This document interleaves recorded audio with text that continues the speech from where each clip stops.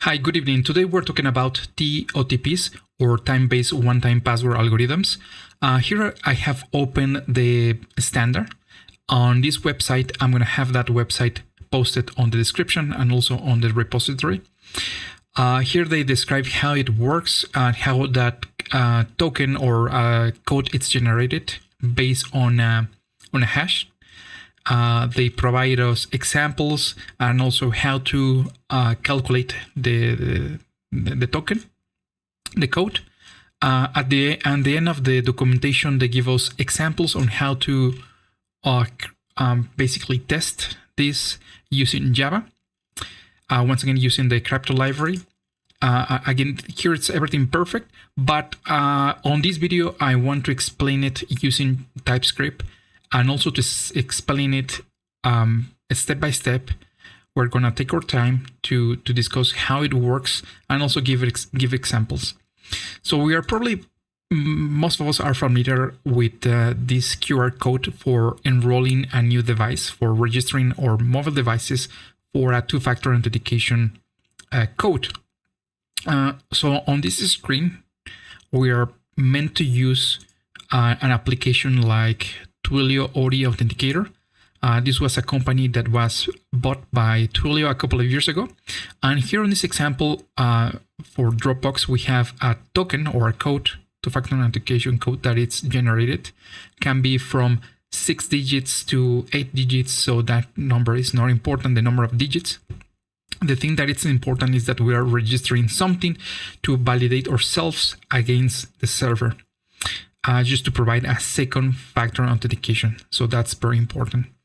Here I have another example. This is on it's using Microsoft Authenticator.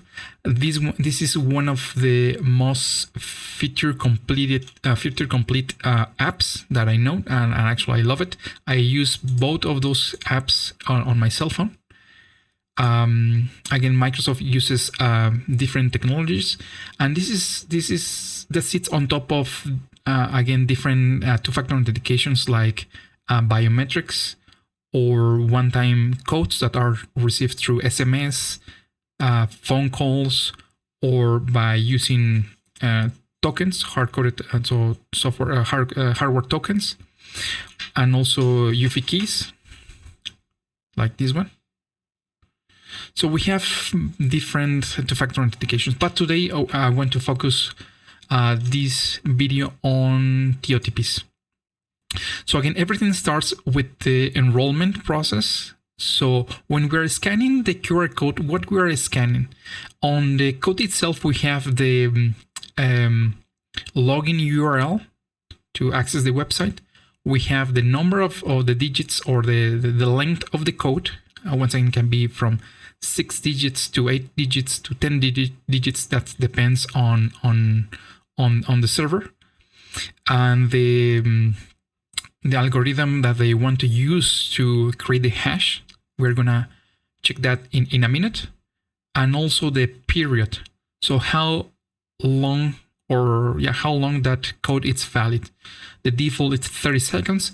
And for most of the two-factor authentication servers or providers, the default algorithm is SHA-1. And the default length is 6-digit code. So let's jump and see the diagram to see how it works. So once again, what we're solving with this two-factor authentication thing. So we're solving the issue of having to resend or send our username and password on every login. So once you are already logging into a website, so again, the server already knows that, okay, you have your username and your password. So we know that it is you, but in order to provide an extra layer of security, they want us to use this second authentication method.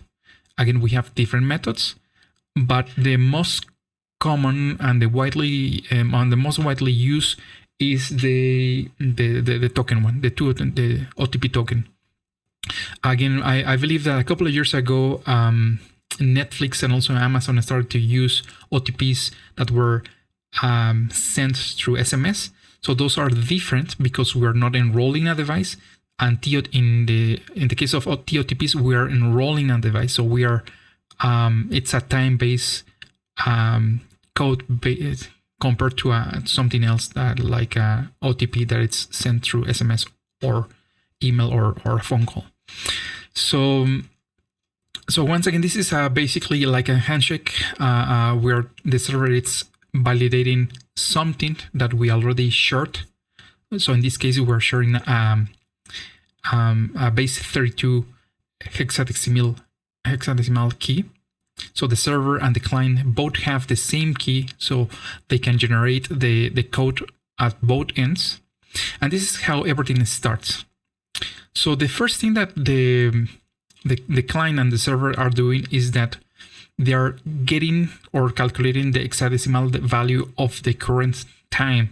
And this is very important because this standard works with the current UTC time in milliseconds, the number of milliseconds that happen after 1970.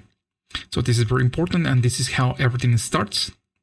Then we convert those milliseconds to seconds, so the epoch time in seconds.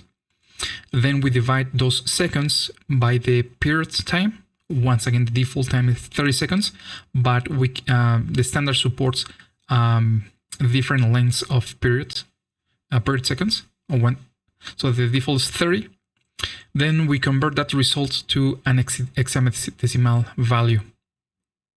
The next step is to generate the cryptographic hash by generating an HMAC, so a signature, with the input being the key that we generated on our previous step, and also the key that we have, our secret key basically, that the server and the client has. So we update our hash and calculate the output. Then to calculate the OTP, to calculate the 6 digits result that are the default, first we calculate the offset. We get the last 4 digits of the signature that we got as a result from creating the hash. Then second step, we calculate the mask value.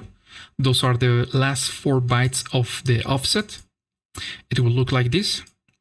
And then we apply a bitwise AND operation. So we basically flip the 1, 2, 3, 4, 5, 6, 7, like the 7th digit here. And finally we crop it, or we chop the last 6 digits, or that will depend on the length of the digits. And that's it. That's how we calculate the OTP. And finally, we can also expose how much time that token will have till it's expired.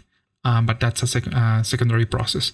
So let's see how that will look like on TypeScript, on Node.js, to be more precise. Again, I have here the repository open. Let me zoom in to make it easier for us to see. Perfect.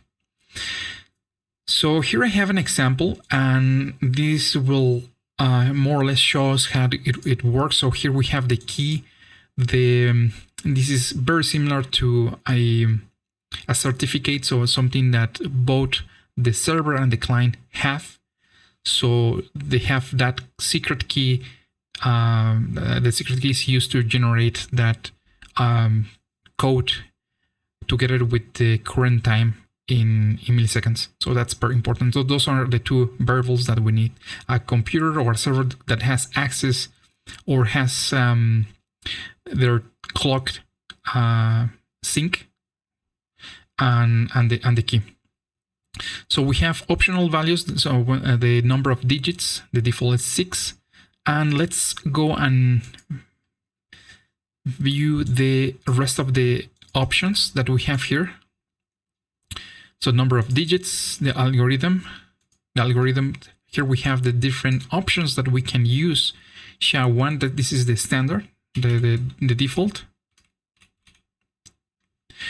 256, 384, and 512. So that's the strength of the cryptographic algorithm.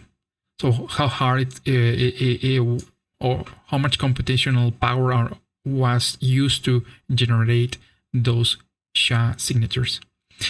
We also have different encodings. The standard is base32 default. So again, wiki base32. If you don't know what it's a base32, so instead of using a decimal values, we use a base32 alphabet, where we start with value 0, that's letter A, and we go to 31, that it's the number 7 or symbol 7. So those are all the possible values in a base32 alphabet. So that's very important to also know that this is the default encoding for encoding the key. So those are the options. Obviously, the timestamp, if we want to have something hard-coded or something like that is set ahead or set in a different date, we can more or less also use this library to calculate previous codes that were generated in the past or codes that will be used in the future. So this is very useful also. So let's go back to the start, to the beginning. Let me update this.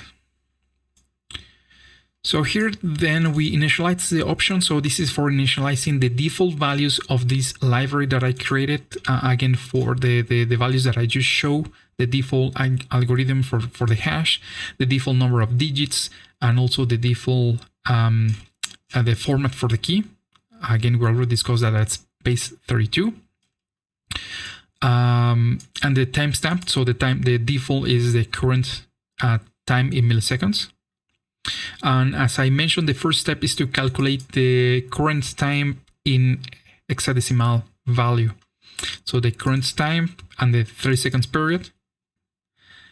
So we get the hex value of that calculation. Once again, let's open that method and see how it works. So we have the timestamp in milliseconds. Period. Once again, we discussed that that's 30 seconds by default. So here we have an example. Timestamp 30 seconds. So timestamp epoch in seconds divided by 30, the period. And we just make sure that it's 16 digits or 16 characters in length. So if the result is shorter than 16 characters, we just add a padding to the left of zeros. And that's the results where we're expecting a 16 character length hexadecimal result. So this is the first step. Let's go back to the second step. The second step is to generate the key buffer. Once again, we have different buffers depending on the key encoding. The default is base32, so let's go with that route, base32 buffer. Again, nothing strange here. We're just first making sure that the input it's a valid base32 character based on what we discussed previously. That we're not adding special characters, or that we're just respecting the base32 allowed alphabet. Then we're populating a buffer, so we're just pushing a buffer. So that how that will look like is this. So this is the input, base32 key, and as an output, we're just outputting an array buffer with those binary values. Then let's go to the next step. The next step is to calculate the signature. And I think I forgot something. Parsing the slice strings. No, I think that I'm not missing something. Okay, no, you're just 8 bytes. No, nothing.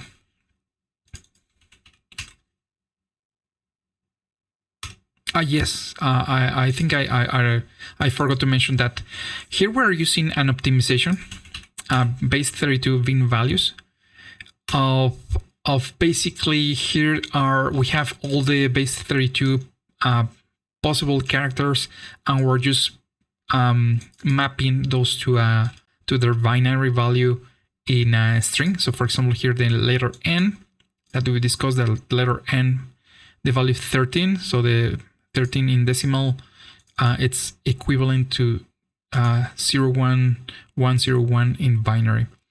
And what we're doing is that we're just padding those values. So for example, here letter J, B, S, W. So we're just padding those 8 characters binary number, and we're just pushing and creating a very lengthy string of binary values. So just to give you an example, so once again, if we start with letter J, so letter J is it's this value. Okay, let me open another tab.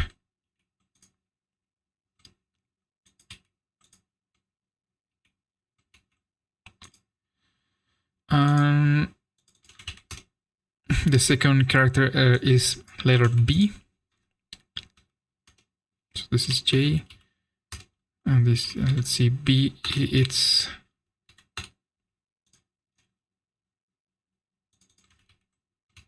okay.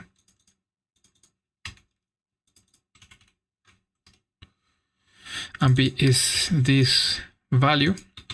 So what we are doing is that we're just concatenating those strings, and we're creating a very lengthy string of those binary values. And then what we're doing is that we're just slicing those values. We're just parsing those as an integer, and again we're returning an array buffer with the result. The next step is to calculate the signature. So we pass the algorithm. So the default is SHA-1, the key buffer, what we previously calculated, and the time in hexadecimal string. So let's see how that part works. So here in this example we have SHA-256, the key buffer, and the time in hexadecimal. And the output is this SHA. So here we're using the native Node.js HMAC calculation. So this is how we are returning that signature, that hash key. Then let's go to the next step, is that from that hash we now calculate the OTP. And how we calculate the OTP is from the signature and the length of the digits, and we just first calculate the offset. Then the offset is nothing special with the offset. We're just slicing the last 4 bytes. And then we are using that offset to calculate the masked value. The masked value is the signature and the offset. And here I have an example on how that will look like if by providing different examples. So for example, here we have this the slice of the offset, and also the operation when we're doing the bitwise operation. And here we have different examples on how that will look like.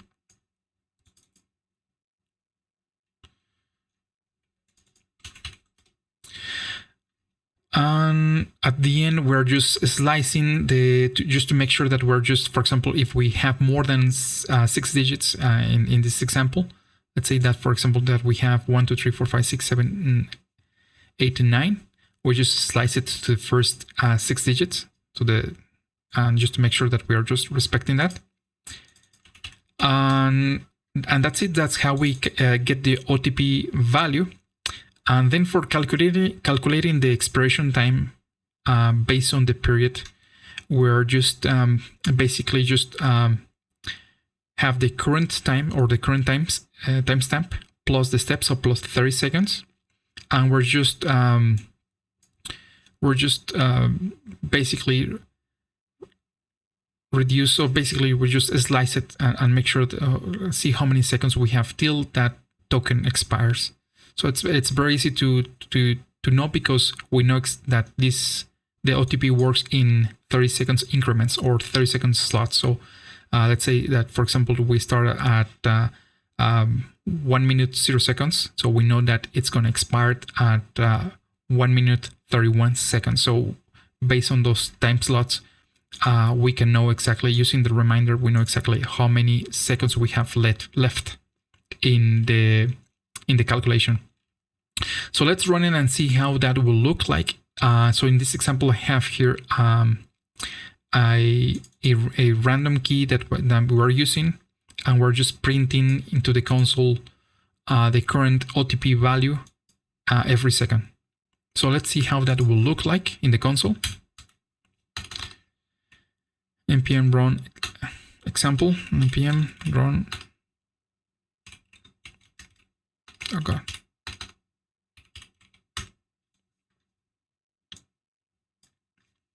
And here we have it. We have the OTP value, current value, when it's expiring in the timestamp, and also how many seconds we have remaining. So it's gonna change once it reaches 0. So 29, 27. So here it is. I hope that you like the video.